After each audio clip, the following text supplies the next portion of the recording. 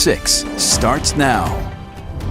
Good Wednesday morning. It is great to have you with us early on First Alert 6. I'm Erin Hartley. I'm Cerise Coleman with meteorologist Jared Lansford, senior chief meteorologist Rusty Lord.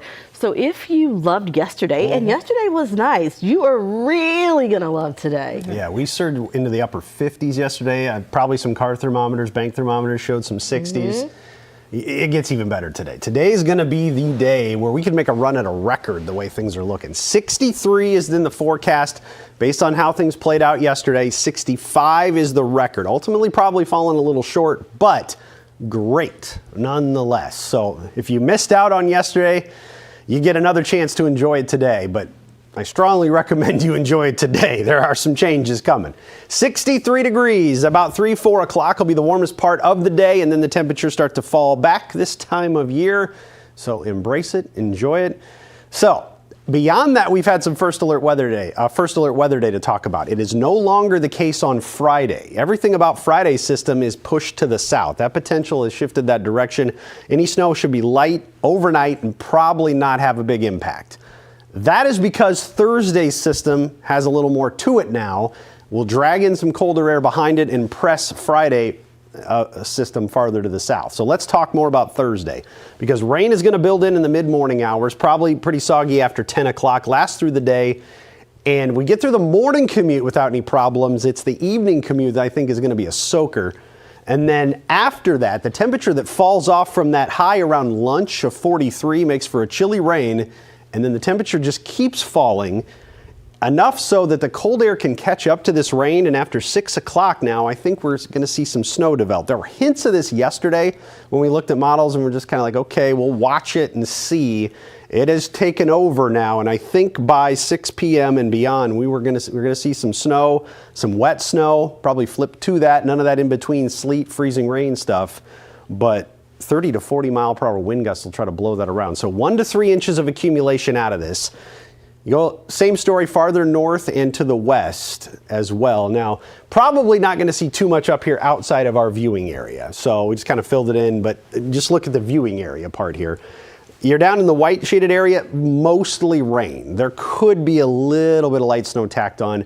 Maybe even could call this up to a ½ an inch. It's just not going to be much outside of the blue shaded area. So that's what we're watching for that changeover to happen, and that's where the big issues are going to be. So let me kind of show you how this plays out. Here's the rain approaching on Thursday. There's 10 a.m. Soggy south of I-80, then that lifts north beyond that. You see into the afternoon, pretty good bout of some rain through 6 o'clock, still raining, and then we're trying to change over. You see the pink, probably startles you a little bit. It's not going to be ice. It's just models trying to change from rain to snow. And that likely will start to happen after 6 o'clock, and then you'll get some snow potential through 9. By midnight, it's pretty much done. So we're talking a pretty short window here. But anything Thursday evening will be impacted by snow and the wind picking up too. So by 6 a.m. Friday, we're done with that round very easily. The next round that's coming in for Friday evening, look how that's tracking south now through Kansas. So the system Thursday kind of pressed everything down. It's going to be tough to get moisture this far north to give us anything Friday evening. I think it's pretty light if there's anything, and outside of our area. And then we'll watch Saturday for maybe a couple more snow showers to drop in from the north as you get a reinforcing shot of some colder air there. So there's your wind gusts to watch for on Thursday. Pay attention to this as it really picks up. 5, 6 o'clock gusts, 30 to 40 miles per hour. That's where we got a little more steam on that one. So 63 to 43 to 36 on Friday. Hang on, got a bit of a ride we're going on here. Every day is going to be a little bit different, and a little job security. We're talking about things and things changing up a lot, so pay attention. All right, as we look closer at the 10-day, we look into the weekend forecast. Is the cold temperatures going to stick around? Thankfully, when we talk about cold with this one, it's not all that bad. Considered average highs about 33, 34. Yeah, we're going to keep the cold air around through the weekend, but it's average air, to be honest with you. Here's that cold air that drops in Friday. We keep it around Saturday, exit on Sunday. Monday, we're back on the warmer side of things, get a nice little surge. Kind of get grazed by one Wednesday into Thursday. Probably not a huge impact. But then what I'm worried about is this pattern of the Friday system dragging the cold in. Does it again next weekend. You can see the 16th of January. That's next Friday. drags in this colder air, there's signs that that one might be tougher to get rid of. So 36 this Friday, 32 Saturday, 40 is a good chunk of next week. But I think just beyond that, we are going to see, press the button too many times. There we go. I think Friday and beyond, we'll start to get some of those colder temperatures. I'm a little worried that one might have more staying power. That's January. We'll see how it goes. That could be a bigger chunk of cold air. All right. Okay. You've been warned. 60s today, though. Yeah. All right, let's turn to traffic now. Yesterday was a bit of a disaster on the roads, but right now you're watching something on I-80. Yeah, not as big a deal as what we were talking about I-80 this point yesterday, but it's worth noting what we're seeing here. As you're making your way westbound, just past about L Street is where we have the issue, and it's over here on the right shoulder. You can see that kind of pulled over in that stretch. So watch for that as you're heading through over on I-80.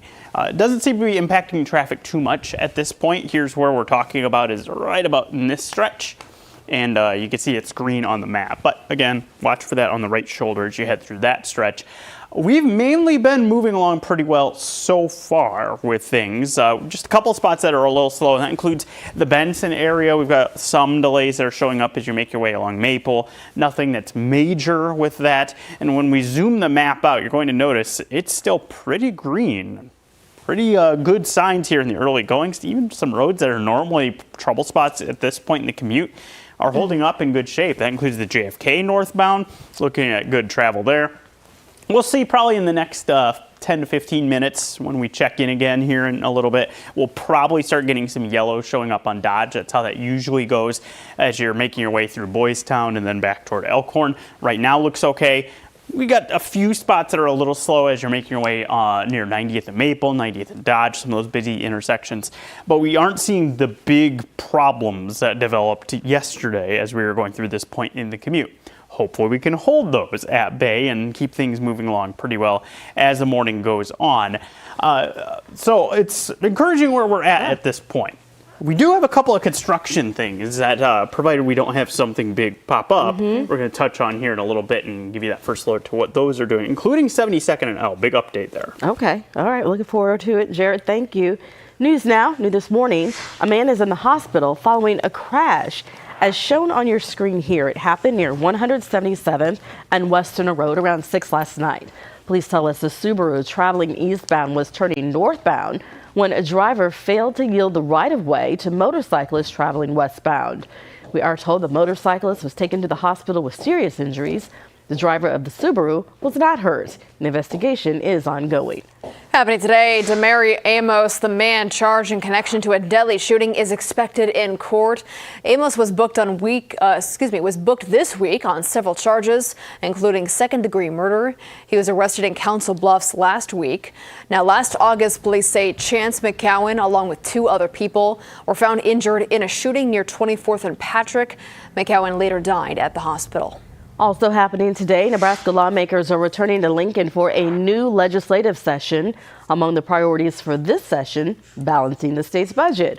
Right now, Nebraska faces a multi-million-dollar deficit, and lawmakers will only have 60 days to fix it. Lawmakers say other priorities include ensuring child care subsidies don't expire and increasing social media protections for children. All right, now we're at the safety desk with Maria Cade. An at-home alternative to a pap smear is now available. This is really big news. Maria, what can you tell us? Yeah, it can make this test a lot more accessible for people who might not be able to go and get it otherwise. So women can now take that self-administered HPV test, and it's available to people between the ages of 30 and 65 who have an average risk of getting cervical cancer. The disease, it causes more than 4,000 deaths here in the U.S. every single year, and the test is detecting for the cancer-causing human papilloma virus by inserting a plastic tube that swabs for cells that would then be examined in a lab. And it is recommended right now that women over the age of 30 get that HPV test every 5 years. So again, you can either do it now by that self-swab or go into the doctor's office and get it done. So, and again, that's just that HPV pap smear, not the normal pap smear. We want to clarify that. Okay. All right, Maria Cade, thank you. We're back after this.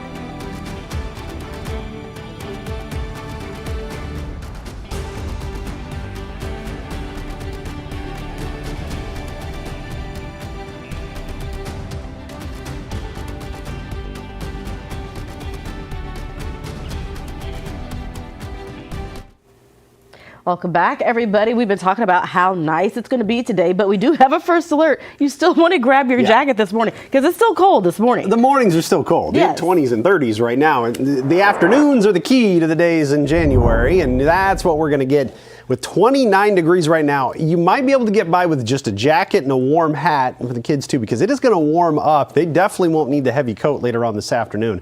You can see where we're heading very quickly, warming up into the 50s by lunch. Low 60s today. How about 63 for the afternoon high? The record's 65, so pay attention to that one later on today. 43 is the forecast high for Thursday, and now Thursday is the first Alert 6 weather day. Friday out of the picture, as this system on Thursday is going to press Friday farther to the south. So after 10 o'clock, we got some rain moving in, 10 a.m. with rain through the afternoon. That early high around noon and then falling, and we'll switch to snow in the evening as everything catches up to this. So this is just basically potential overall moisture for the system through about 4 a.m. Friday. Most of it will be done long before that, but you can see widespread ½ inch to an inch. So there's some moisture to work with. And that's why you got to pay extra special attention when the cold air is trying to catch up to this. If it changes over a little earlier, that could be a problem with a little bit more snow. So that's what I'll be watching through the next 24 to 48 hours. There's 10 o'clock with the rain, more of it as we head towards noon. These could be some thunder showers down here over the course of the afternoon. So watch for that and maybe get a few rumbles of thunder. And look at that, just trying to change over to snow. I think by 6, 7 o'clock, the back edge of this will be snow and moving southeast through, and then as the system moves northeast and out. So it's a short-lived window, probably 6 to midnight. We won't even get snow during that entire 6-hour time frame, but that's the window to watch with this. And then Friday's system has been pressed farther to the south. You can show you this here. Watch 5 p.m. Friday. Watch how this now is down through Kansas, Missouri through 6, 7, towards 9, 10 o'clock, maybe a few snow showers in our far southern counties, but even this stripe here, probably a little overdone. This will be the main batch down here in Missouri and Kansas as it moves east. And then we'll see what can tack on maybe just a few more snow showers on Saturday. So tonight, or Thursday night snow, 1 to 3 inches of accumulation, much less, maybe mostly rain farther to the southeast. Thursday, the wind will pick up late. Notice after 3 o'clock, we're getting gusts over 20, over 30 miles per hour by 5. Could be knocking on the door of 40 as we're changing over to snow. So again, a few hours could be a little messy on Thursday evening. That's why we have the first alert day there. No longer on Friday. Some snow showers still possible Saturday, and then the colder air hanging around for the weekend. But when I say colder, average high this weekend is 33 degrees. And that's not bad for this time of year. Okay. Heading into the 10-day forecast, are the colder temperatures going to really take a dip? I mean, they'll be approaching mid-January by that point, where we're seeing some intense cold. Yeah, I know. The fact that we don't have any snow on the ground, I think, is going to help us moderate a little bit next week. So this will put some snow down, but even with temperatures like this, it'll melt off enough that we don't see huge impacts, because I think Monday, Tuesday, we're going to shoot right back up to nearly 50 degrees the way things are looking. Kind of get grazed by a little colder air Wednesday, Thursday, and Friday, but the bulk of that's probably going to go to the east. We'll watch again just beyond this 10-day. I think next weekend has the potential to be cold, and then models trying to hang on to that for maybe even the rest of January. So we'll see how it shakes out as we get a little closer. Short term, you got near record highs today. With highs in the 60s. Get outside, say hi to the neighbors, enjoy it, and walk all around and soak it up. I plan to do all those things. Okay, good. All right, let's turn to traffic. We know a lot of construction going on. It's hard to keep up. We're so glad you're here to keep us updated on all those changes. Yeah, there's plenty of it. So let's jump right into it. Let's go to 72nd and L with the first of it. And this starts today, likely after the commute, it looks like, is when we'll see this take effect. But you know how L Street has had that head-to-head traffic here for the last several weeks, and it's been pretty slow like what you're seeing there? Well, now 72nd's going to have that as well with one-lane head-to-head traffic. So it doesn't matter what direction you're traveling through that intersection as it's getting redone. You're going to be looking at one-lane head-to-head traffic that it's likely going to be quite slow. So first alert to that, you may want to consider moving over to 84th if you haven't yet to get your way through that and try to avoid some of those delays. let's go to Midtown. Let's talk about some of the traffic flow through this area. And this gets complicated. So I'll tell you right now, if you can't follow along, I don't blame you, but I'll have this on our First Alert 6 blog on our website here with our traffic blog with all these details. But if you're traveling through Midtown, you get east of 33rd on Farnham. That is eastbound only right now. You cannot go westbound like you were before, only eastbound. And starting next week, we're going to have the intersection with Turner closed, so you'll be forced to go into Midtown Crossing to exit. All right, now let's go further west. Once you get west of 33rd, that is westbound only. You cannot go eastbound through that stretch of 36th and 33rd. You also cannot exit through 34th or 35th. Those are closed at this point. So you'll need to go right through that stretch and turn on 36th or continue on. So it's a little complicated with travel right now in Midtown. Keep those in mind. A little further to the west on Farnham, you've got one lane travel in each direction. That's with building construction. That's in place through June. So that's going to be an area where it likely gets pretty slow. So a lot going on Farnham. And of course, that's something we'll continue to follow. As far as overall commute travel, a little slow now on JFK near I-80. Nothing major there. Still doing pretty well at this point in the commute. And hopefully that holds on as we continue to pick things up. All right, Jared, thank you. Happening today, first of its kind mental health clinic will be opening in the Metro. The new Behavioral Health and Wellness Center on Children Nebraska's campus will serve young people under 20 on a walk-in basis.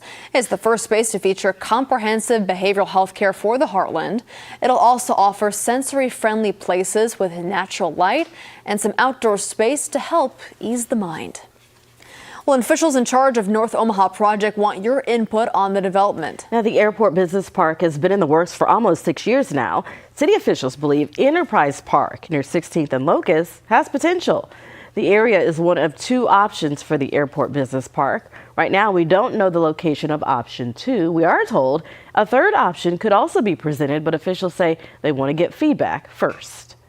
What's most important to them? What would they like to see? And then we have to come from a business standpoint, what makes good practical sense for the area, in addition to what the community says they want to see, and we put the 2 together and we come up with something that we move forward on.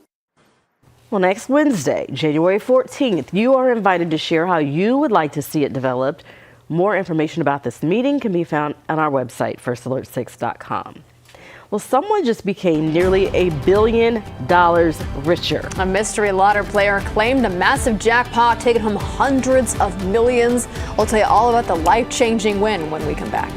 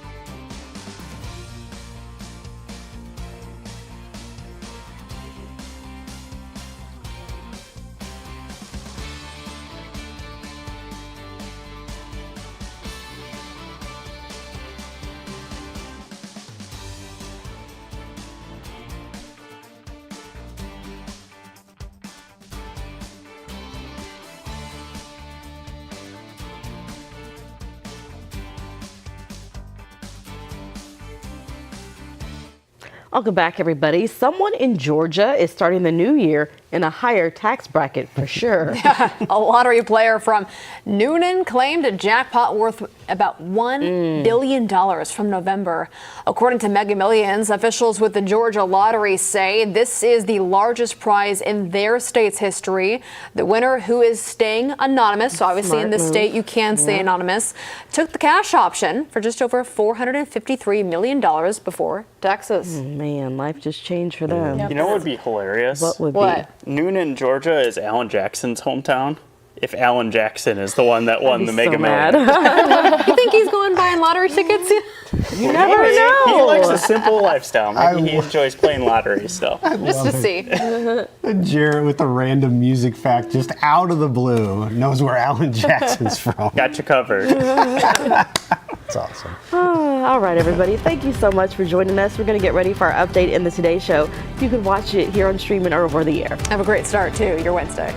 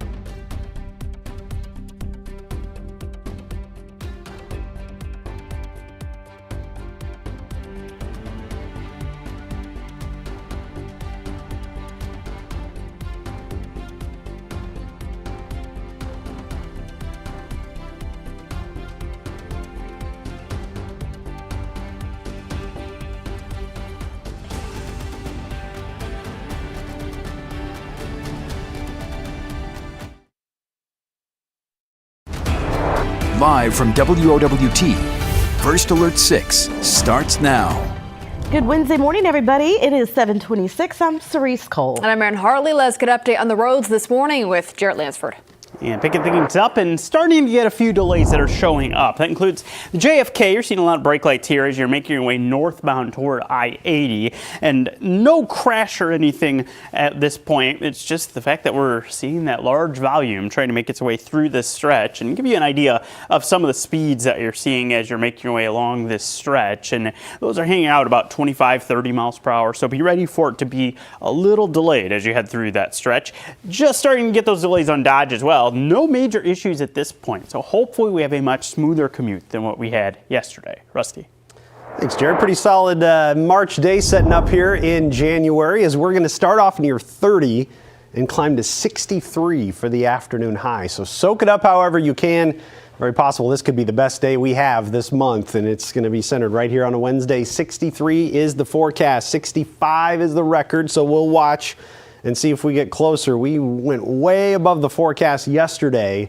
I think we got it figured out based on how things played out yesterday, but still a great day nonetheless. Thursday, though, is now the First Alert 6 weather day, not Friday anymore. This system on Thursday now going to be the stronger of the two with rain most of the day after 10 o'clock. Tries to change to snow after 6 p.m. Watch for that.